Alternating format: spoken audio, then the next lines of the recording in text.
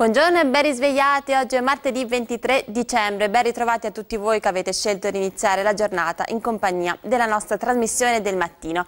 Oggi parliamo di Natale, anche giusto che sia così visto che mancano solo 2 giorni, un Natale anche quest'anno inevitabilmente segnato dalla crisi a caccia di regali con un occhio al portafoglio. Cercheremo di darvi qualche consiglio per qualche idea originale e alternativa, andremo alla scoperta dei mercatini delle feste e dell'artigianato di qualità. Natale ai tempi della crisi, ma non per tutti i settori, perché è proprio la necessità che spinge a cercare oggetti e prodotti di qualità. Quindi per l'artigianato può essere un ottimo momento, soprattutto per l'agroalimentare. Ma lo chiediamo alla nostra ospite di oggi, Maria Carmela Folchetti, neoeletta presidente regionale di Confartigianato. Buongiorno e benvenuta. Grazie. Conferma quindi questo trend, l'agroalimentare e l'artigianato mantengono un buono standard di vendite? Sì, confermiamo con grande piacere, perché lo sappiamo, insomma, è sotto gli occhi di tutti, il comparto dell'artigianato è in forte crisi, però dobbiamo dire che il settore dell'agroalimentare e del benessere chiude con un trend positivo. Questa è l'immagine vera, positiva dell'economia isolana, e noi siamo doppiamente felici. Uno, perché appunto, come ho detto prima, chiudiamo con un trend positivo, quindi con un segno positivo, ma anche perché questi rappresentano la radice culturale sarda. A vincere è proprio l'export, quindi l'esportazione. Sì, guardi, anche qui ho da dare con grande gioia, perché insomma di questi tempi la crisi è importante, con grande gioia la notizia che l'export sull'agroalimentare ha un segno positivo di 166 milioni di euro. Quindi i mercati richiedono a gran voce i nostri prodotti di altissima qualità, prodotti con materia prima sarda. Le imprese che si occupano di agroalimentare sono circa 3.700 nei vari settori, c'è spazio per tutte? Caspita, c'è spazio per tutte, anche perché come lei potrà immaginare, come tutti noi sappiamo, il mercato domestico isolano non ha abbastanza capacità per ricevere tutta la produzione dell'agroalimentare, quindi i mercati esteri accolgono i nostri prodotti. Guardi, su internet noi sappiamo benissimo che le parole più cliccate sono pane carasau, bottarga e canonau. I simboli proprio della Sardegna sono magari i prodotti che anche un turista vuole riportare a casa. Che si vuole riportare a casa dopo aver trascorso una vacanza in Sardegna. Quindi non solo la cartolina, ma anche i prodotti alimentari. Quali sono i più venduti? Quindi mi diceva pane carasau. Guardi, il pane carasau, il vino, l'olio, i dolci. Noi siamo capaci di produrre tantissimi prodotti di altissima qualità. Quindi i prodotti identitari vincono? Esatto, i prodotti identitari, prodotti con le materie prime sarde. Questo è importante, perché è inutile dire che il nostro liquore deve essere prodotto assolutamente con le bacche sarde, così come anche la carne. Non possiamo pensare di produrre carne sarda importandola dai mercati tedeschi o olandesi. Quindi insomma materie di qualità sarde certificate. Quindi a proposito di qualità sarde, di tipicità della Sardegna, noi siamo andati a visitare un mercatino davvero speciale, quello di Aggius, dove si vendono solo prodotti locali esposti nelle casette di granito del borgo antico. Lo ha visitato per noi Giovanni Pinna. Jingle bell, jingle bell, jingle bell rock, jingle bells swing and jingle bells ring, snowing and blowing up bushels of fun. Now the jingle hop. Uno sguardo agli affollati mercatini dell'Europa centro-nord, dove è nata la tradizione, quindi l'idea di ricreare la stessa magica atmosfera in chiave gallurese, nei viottoli e nelle piazze del borgo antico, in case di granito, stalle e magazzini riqualificati, tutto illuminato da luci soffuse. Ad Aggius è cominciata così 7 anni fa e il mercatino cresce edizione dopo edizione. Sarà perché il visitatore ha un rapporto diretto con l'artigiano, che espone solo lavori propri e ne forgia di nuovi in tempo reale. Sarà perché in questa ambientazione quasi fiabesca è facile risvegliare i ricordi dell'infanzia.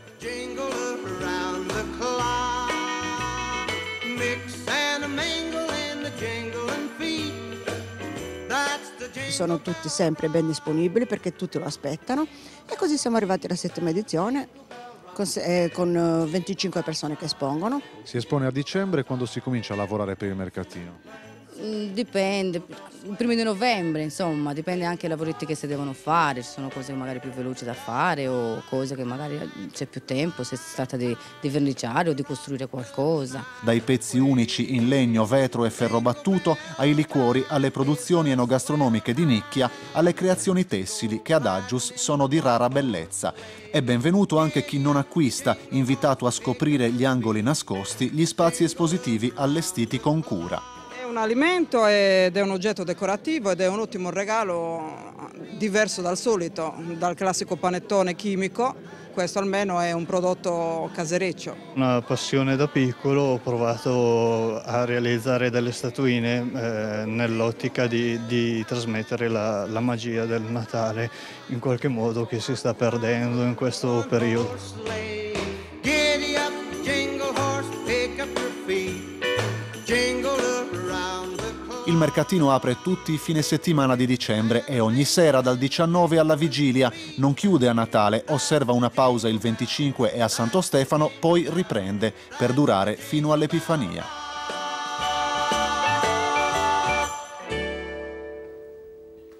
E a proposito di idee e regali originali, lei avrà sicuramente qualcosa da suggerire magari a mariti e fidanzati per fare qualcosa, un dono diverso dal solito. Io oggi, il 23 di dicembre, non posso fare altro che un appello a tutti i mariti della Sardegna di comprare un bellissimo regalo di Natale alle proprie mogli, metterlo sotto l'albero di Natale. Insomma, abbiamo una vastissima scelta tra tappeti, oreficeria, la filigrana sarda, insomma chi non conosce la filigrana sarda, e le ceramiche artistiche che sono depositarie della nostra identità culturale millenaria, quindi insomma, e poi soprattutto imbandiamo le nostre tavole con i prodotti agroalimentari della nostra terra, insomma almeno siamo sicuri di mangiare cose sane e buone. Allora, a questo proposito è giusto anche valorizzare le zone interne della Sardegna, infatti può essere un'occasione molto importante le Cortes Apertas, esatto, proprio in questo che si sono chiuse appunto la scorsa settimana. Beh, le Cortes Apertas sono il nostro fiore all'occhiello, cioè adesso non per dire, io sono nuorese, quindi stiamo vedendo proprio le immagini di questi giorni. Esatto, sì, le Cortes Apertas attraverso il circuito di Autunno in Barbagia, finanziato e sponsorizzato dalla Camera di Commercio di Nuoro. Attraverso le Cortes si possono notare effettivamente, si può notare le tradizioni, gli usi e i costumi delle nostre zone interne, le nostre tipicità, e sappiamo benissimo quali sono i numeri anche di Autunno in Barbagia. Abbiamo ricevuto moltissimi visitatori e quindi abbiamo avuto un autunno anche particolarmente mite, questo sicuramente sì, certo, ha aiutato. Il clima ci aiuta, però quello che è importante sottolineare è che sono i nostri usi, le nostre tradizioni, la nostra cultura che deve diventare sempre di più un volano per la nostra economia, perché chi pensa che la Sardegna sia soltanto sole, mare e spiaggia non ha le idee molto ben chiare a riguardo, insomma. Grazie per ora, continueremo più tardi a parlare ancora di artigianato di qualità. Ora andiamo con idee e suggerimenti per regali anche all'insegna del risparmio senza rinunciare a qualità e originalità. Ne parliamo ancora con la nostra ospite Maria Carmela Folchetti, presidente regionale di Confartigianato. Allora, anche dal punto di vista dei dolci, delle botteghe artigiane, sono tutte produzioni che danno importanza ai nostri prodotti tipici. Certo, queste sono tutte cose molto importanti anche perché il sapere tradizionale artigianale si tramanda di padre in figlio. Sappiamo che i corsi professionali che sono in atto al 99% sono legati alle attività artigianali che producono reddito, però noi abbiamo da segnalare un nostro fiore all'occhiello che è la scuola civica del Dolciaria di Quarto Sant'Elena, che è un progetto in realtà che nasce da Scuola e Formazione di Confartigianato insieme all'Associazione Territoriale di Cagliari. Sono moltissimi giovani che vogliono iscriversi a questa scuola, che hanno voglia di imparare. Esatto, hanno voglia di imparare perché si può coniugare la passione anche alla possibilità di trovare una possibilità di lavoro. Guardi, lei pensi che in 4 anni da noi sono passati quasi 950 allievi e tra questi diversi hanno avuto la possibilità di trovare lavoro, di aprire una partita partita IVA e riuscire a superare il mercato con tutti gli adempimenti fiscali che questo richiede. Allora, ora vediamo insieme il servizio di Diego Carmignani che fa un po' il punto sulle tendenze per i regali che troveremo quest'anno sotto l'albero. Vediamolo insieme. Magro, magrissimo Natale, l'ennesimo per le famiglie italiane con conseguente scelta dei regali funzionale a una situazione economica che nell'isola è più pesante che altrove. I numeri di Confcommercio Sardegna parlano di un 68% della popolazione intenzionata a spendere in doni contro l'85% nazionale. Va da sé che anche le scelte cambiano riducendo l'effimero e percorrendo vie alternative, come gli acquisti online che raggiungono ormai un consistente 29%, poco sotto le voci grande distribuzione e negozio tradizionale, intorno al 32%. Un tasso di crescita costante che sotto le feste raggiunge il picco e permette di risparmiare con spese cumulative spesso anticipate nel tempo. A crescere sono anche settori tipici del periodo di crisi, come l'alimentare, che in queste feste registra un più 1,5%, magari associata a un valore aggiunto, vedi le proposte dei negozi equi e solidali. Oltre a fare contenti chi riceve il regalo, si fa contenti anche i produttori del sud del mondo, che in questo caso ricevono un giusto prezzo per il loro lavoro. Quest'anno ci siamo dedicati più ai prodotti delle cooperative italiane, quindi perché ovviamente non solo il sud del mondo soffre la crisi, ma anche in Italia in generale, soprattutto al sud, ma non solo, comunque sono tante le cooperative che lavorano e ci siamo dedicati quest'anno in particolare al solidale italiano, in particolare quelli di Libera, delle cooperative Libera di Don Ciotti. Prodotti anche lì vanno, soprattutto alimentari, vanno dal vino ai biscotti alle particolarità tipo le zuppe o anche cose sempre molto golose. Tisane e zuppe non sono certo regali ideali per i più piccoli, il giocattolo è sempre il must, come indica la ricerca Confcommercio, allora la qualità può essere la buona azione natalizia, con scelte forse non economiche, ma figlie della tradizione e dell'artigianato. Abbiamo gli articoli tradizionali della Germania, prodotti sempre da falegnami tedeschi, che sono articoli che noi in Germania usiamo proprio per creare atmosfera in casa, che sono le piramidi di Natale, che girano con le candele, una ventola, c'è la natività, quindi Gesù Bambino con Maria e Giuseppe, e ci sono i bruciatori di incenso, sono sempre figure in legno tradizionalmente tedesche. Piano B per le spese, abbinare l'utile e il dilettevole, capi d'abbigliamento certo, ma soprattutto oggetti per la casa presenti tra i regali preferiti e investimenti a lungo termine, magari con un tocco di stravaganza. Andando incontro alla crisi, quello che ci si aspetta infatti è un regalo che comunque si possa utilizzare. L'articolo più venduto è sicuramente il portatisana, le tazze, ma abbiamo anche un grandissimo riscontro per quanto riguarda le nostre petra, che sono le nostre padelle professionali che vanno anche in forno e sono quelle che vendiamo di più.